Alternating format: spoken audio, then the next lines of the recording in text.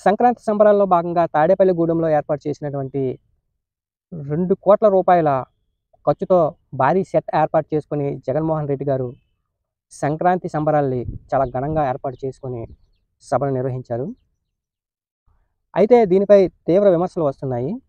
ఒకప్పుడు ప్రతిపక్షంలో ఉన్నప్పుడైతే జగన్మోహన్ రెడ్డి గారు సాదాసీదాగా కూడా సంక్రాంతి సంబరాలను జరుపుకోలేదని ప్రజలు అభిప్రాయపడుతున్నారు. అటువంటిది అధికార పార్టీ వైసీపీ గవర్నమెంటు ఈ సంక్రాంతి వేడుకల్లో భారీగా రూ. 2,00,00,000 ఖర్చుతో, సొంత ఖర్చుతో చేసుకుంటే ఎటువంటి ఇబ్బంది ఉండేది కాదని ప్రజలు అభిప్రాయపడుతున్నారు. ప్రజాధనంతో రూ. 2,00,00,000 ఖర్చుతో సెట్ ఏర్పాటు చేసుకొని, వివిధ కళాకారుల్ని ఏర్పాటు చేసుకొని, ముఖ్యంగా ప్రతిపక్ష నాయకుడు చంద్రబాబు నాయుడిని తిట్టడమే ప్రధాన టార్గెట్‌గా మిమిక్రీ ఆర్టిస్టులను ఏర్పాటు చేసుకొని వారు సభను నిర్వహించారని ప్రజలు తమ యొక్క అభిప్రాయాన్ని తెలియజేస్తున్నారు.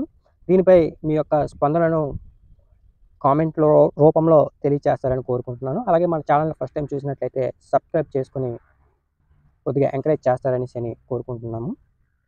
అయితే ఈ మధ్య జగన్మోహన్ రెడ్డి గారు ప్రధానంగా పవన్ కళ్యాణ్‌ని, ఇంకా ప్రతిపక్ష నేత అయినటువంటి చంద్రబాబు నాయుడు గారిని, అతని కుమారుడు లోకేష్ గారిని తిట్టడమే ప్రధానంగా మీడియాలో ఎక్కువగా కనిపిస్తుంది. తను ఏర్పాటు చేసుకున్నటువంటి బహిరంగ సభల్లో కానివ్వండి, ఇంకా ఏదేమైనప్పటికీ విమర్శించడం తప్పు కాదు. ఎందుకంటే ప్రతిపక్షం రాజకీయ నాయకులకి ఇవి కొత్తేమీ కాదు. ఈ చంద్రబాబు నాయుడు జగన్మోహన్ రెడ్డిని తిట్టడము, జగన్మోహన్ రెడ్డి గారు చంద్రబాబు నాయుడిని తిట్టడము.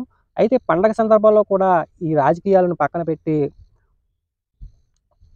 పండుగను పండగలాగే చేయాలి గానీ సంక్రాంతిని, ఈ రాజకీయాలను పొలవడం అనేది కరెక్ట్ కాదని నా అభిప్రాయం. అలాగే ఆ సభను నిర్వహించేటప్పుడు